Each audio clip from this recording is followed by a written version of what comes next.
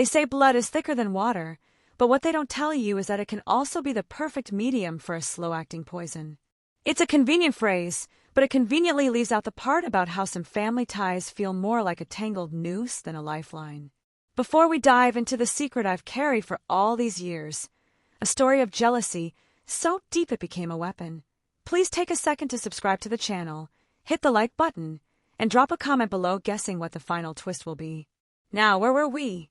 It all began with the illusion of family. In our world, there was no clear line between blood relatives and the families we absorb along the way.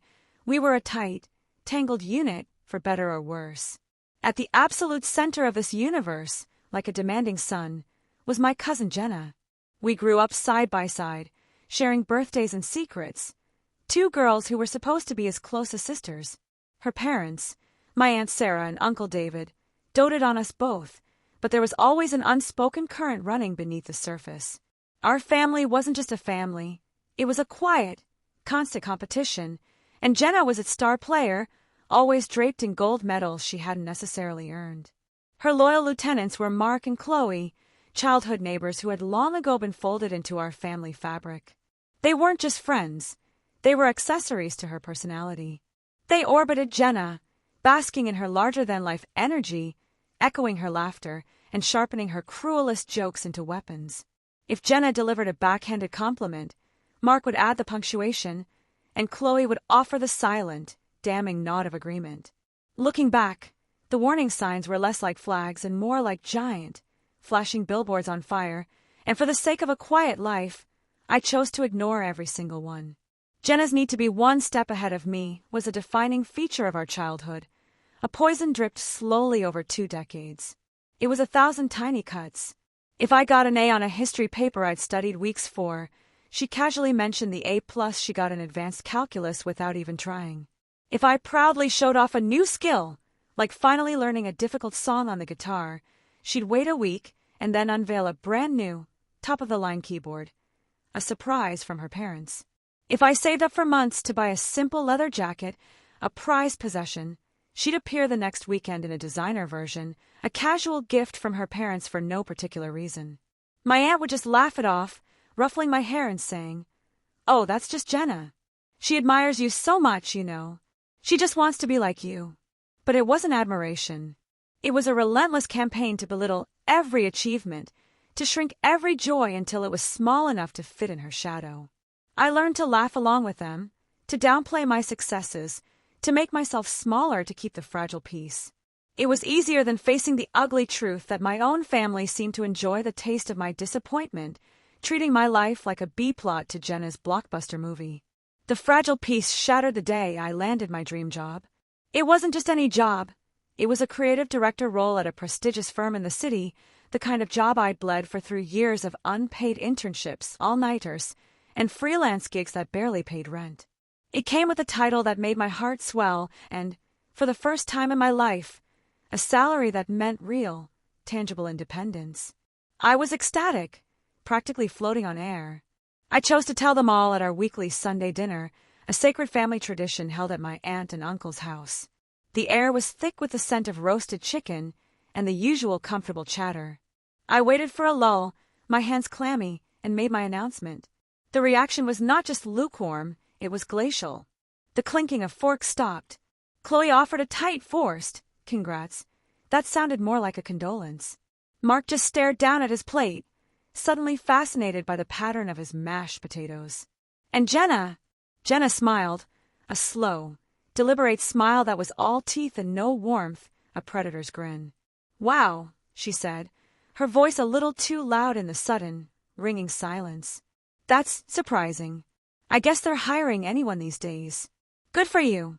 The bitterness in her voice was so thick you could have bottled it and sold it as poison. The insult hung in the air, ugly and undeniable. I watched my aunt and uncle exchange a look I couldn't quite decipher, a frantic, flickering mixture of pride and something else, something that looked almost like panic. My uncle's jaw tightened for a split second. My aunt's smile became a rigid mask.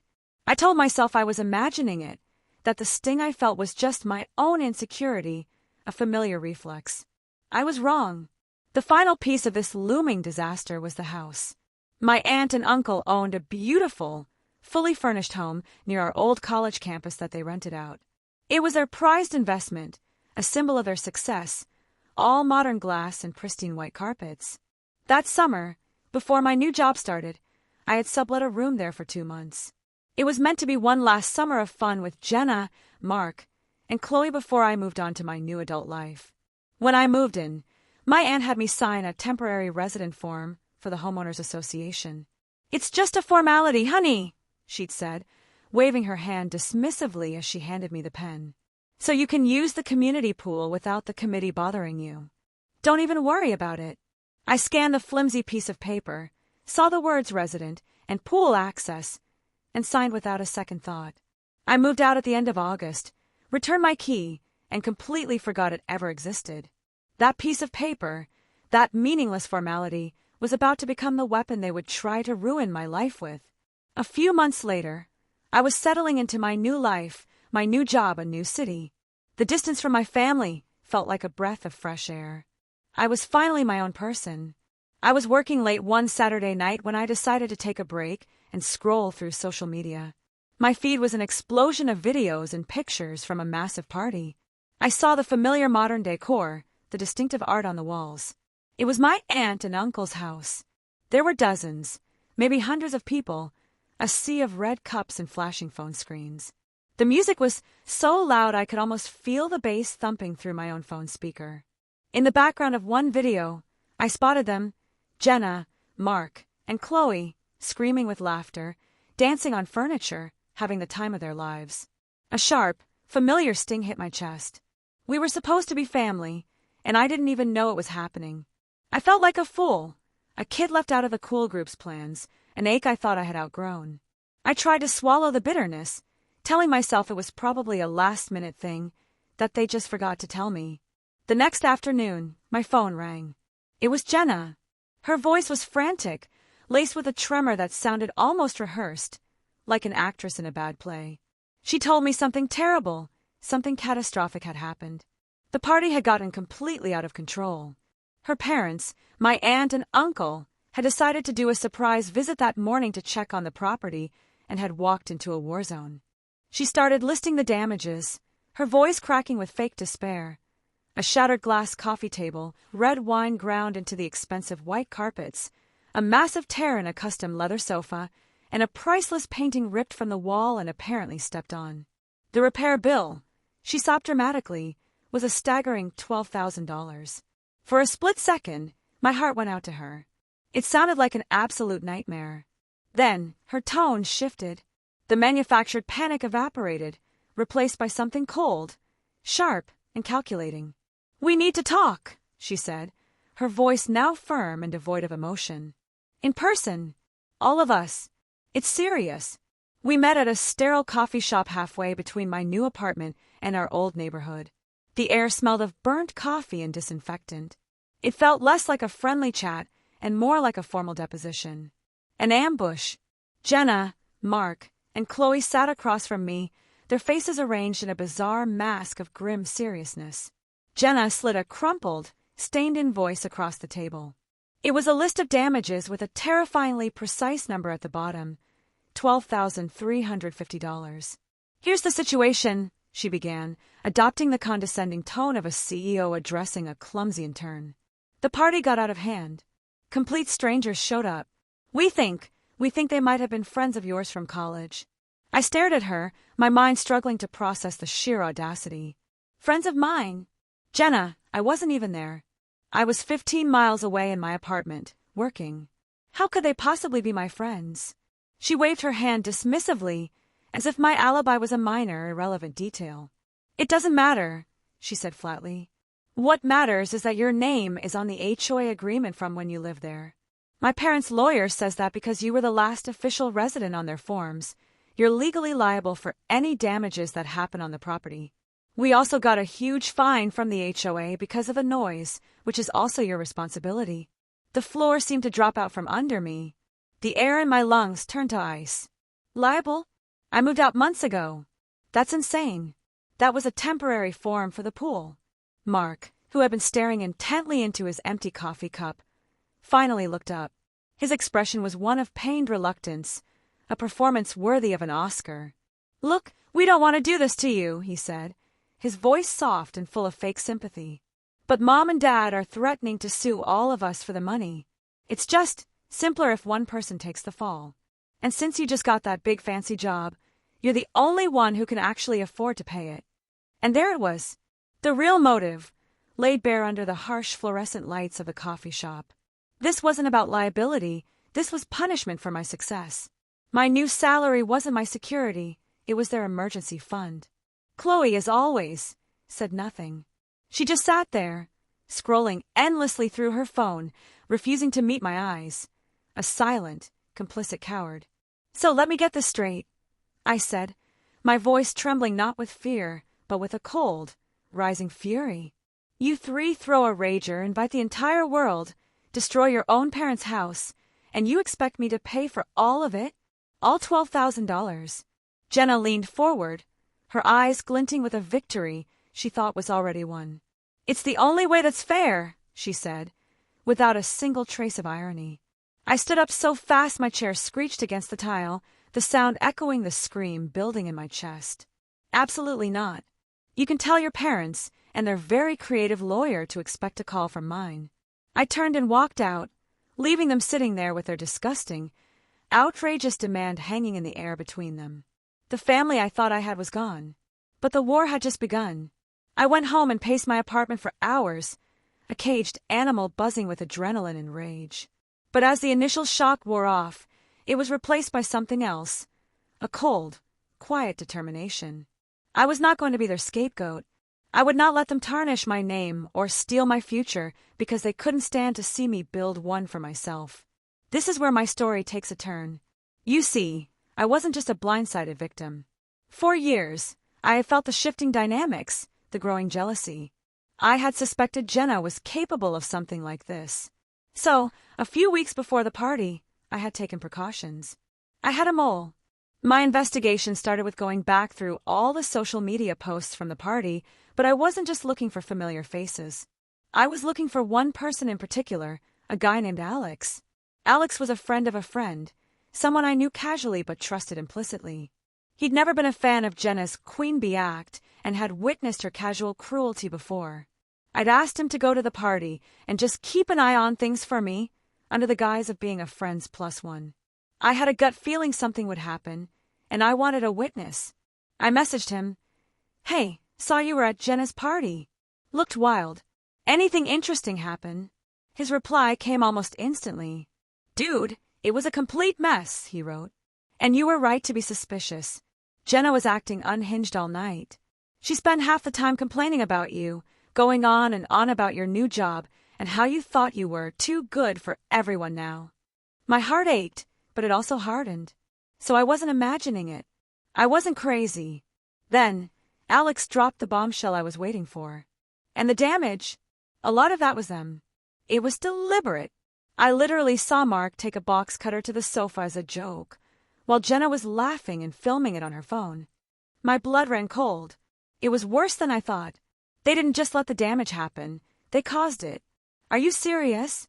Did you get a video of it?" A moment later, a video file appeared in our chat. It was grainy, shot from across the room with a dozen people in the way, but it was undeniable. There was Mark, laughing like a maniac, gleefully dragging a blade across the expensive leather cushion, pulling the stuffing out. And in the background, you could clearly hear Jenna's high-pitched, unmistakable laugh, shouting, "Do it again." I had them. My next call was to the HOA. I explained I was a former temporary resident being told I was liable for a massive fine related to a party.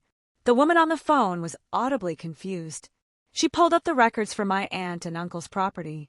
"Ma'am, there was a fine issued to the homeowners for a noise complaint," she said patiently. "It was for $500, not $12,000, and it's already been paid by the homeowner." A $500 fine they had inflated to thousands to add weight to their scam. The final nail in their coffin was a quick, anonymous call to a local furniture restoration company. I described the damages exactly as Jenna had, the torn sofa, the stained carpet, the broken table, and sent them the photos Alex had covertly snapped and forwarded to me. Their quote came back within an hour just under $3,000 for everything. That $12,350 number wasn't just an exaggeration, it was a complete fabrication, a number they had invented specifically to try and extort me out of my hard-earned money. I was armed and ready.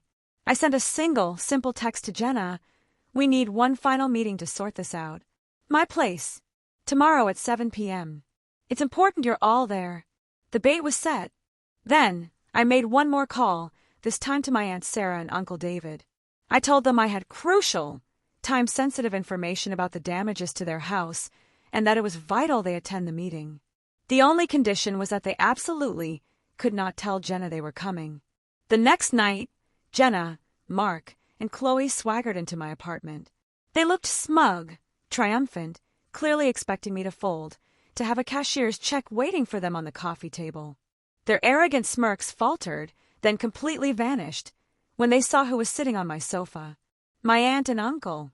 Jenna's face went from smug to sheet white in a nanosecond.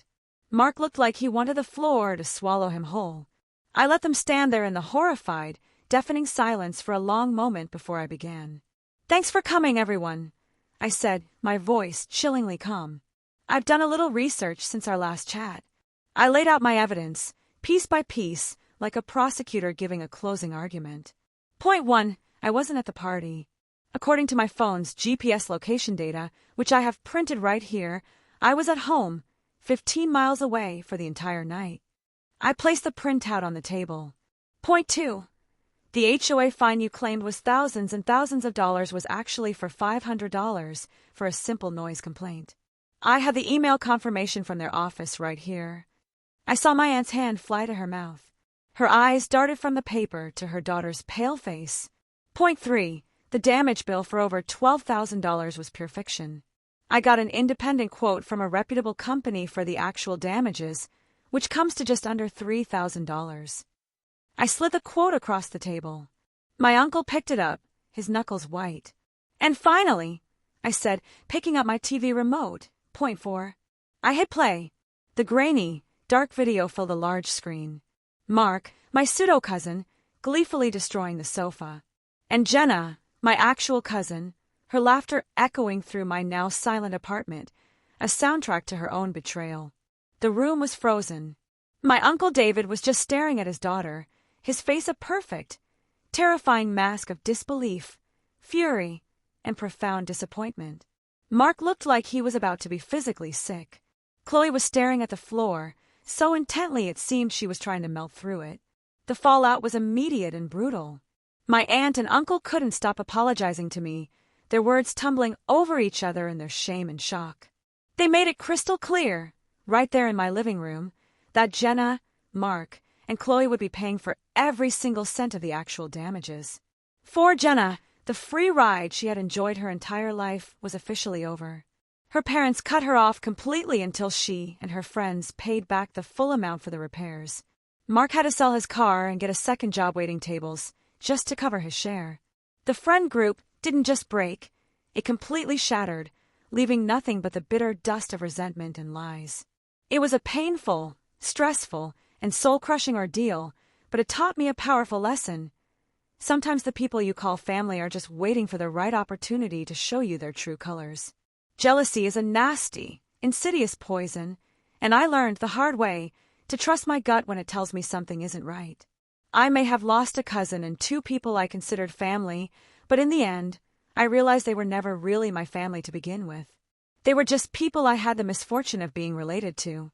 The cost of that peace of mind was severing a part of myself, but it was a part that was already toxic. I chose to save the rest.